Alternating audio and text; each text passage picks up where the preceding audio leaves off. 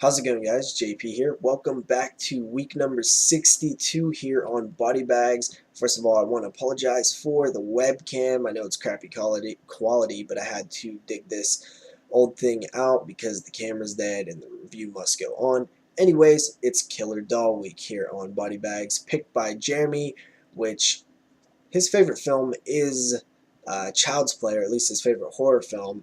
So it's very fitting that he would pick killer dolls as the theme. I like that theme. I found it to be, pretty fun.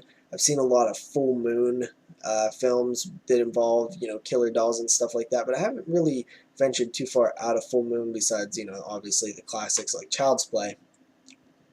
So I decided to do some research, and I actually picked up a film that I bought specifically for this theme, and I've actually never heard of this film. It is The Fear from the year 1995. I got it in a 4-pack here with The Fear 2, I'm guessing, Halloween Night, Grimm, and Killer Time. So, this film follows a group of people who head out to a remote cabin to do kind of a therapy session in order to rid themselves of their worst fears. Then we have an early cameo. Early in the film, we have a cameo by none other than Wesley Earl, I believe, Craven. So I thought that was really awesome and kind of a bit random because, as far as I know, he doesn't have any ties to this film. I don't think he produced it or anything. I could be wrong. I didn't really look into it, but I found that to be really weird because I've never heard anybody mention this film before. So anyway, as they are at this cabin, they see this life-sized wooden man doll thing, and it's very weird, very creepy, and it's kind of just like one of those things where you're like, who would own this? So as they're trying to get rid of their fears, this doll starts terrorizing them, and that's pretty much your story. There's more to it. You get to know each character a little bit. They are kind of cliched, but there was kind of this white dude with dreadlocks, and he, uh, you know, had a lot of slang going on, and he honestly was pretty funny. I could see how he would annoy a lot of people, but he didn't really annoy me too much.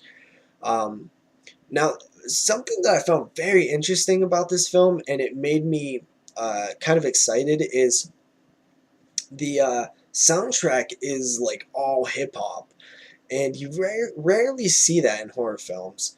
Uh, and everybody from Gravediggers to Esham, Nodis, and even the Insane Clown Posse. So it's all that like sort of horrorcore style rap.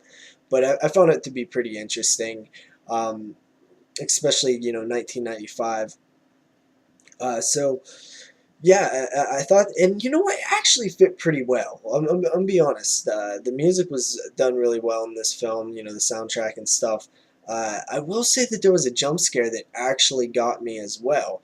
Overall, though, I mean, this film is just kind of a bad movie. It's definitely a B movie, but there's definitely some enjoyable things about it. And I actually recommend you guys pick up the Fear if you've never seen it. I got this 4-pack dirt cheap. It was like $4.50.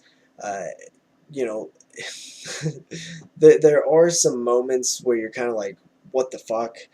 So there's a few of those, which is always great for these, low budget B movies that are kind of just buried under, piles of other low budget B movies. And especially in the 90s, I don't think I've ever heard anybody talk about this film.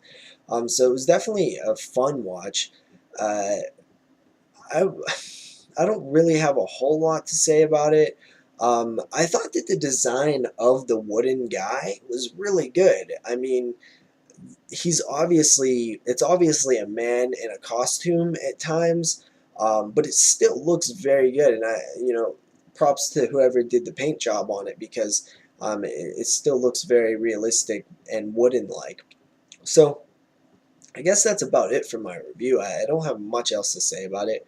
I did have a bit of trouble following each character's story and stuff. I don't know if it was I just didn't really care.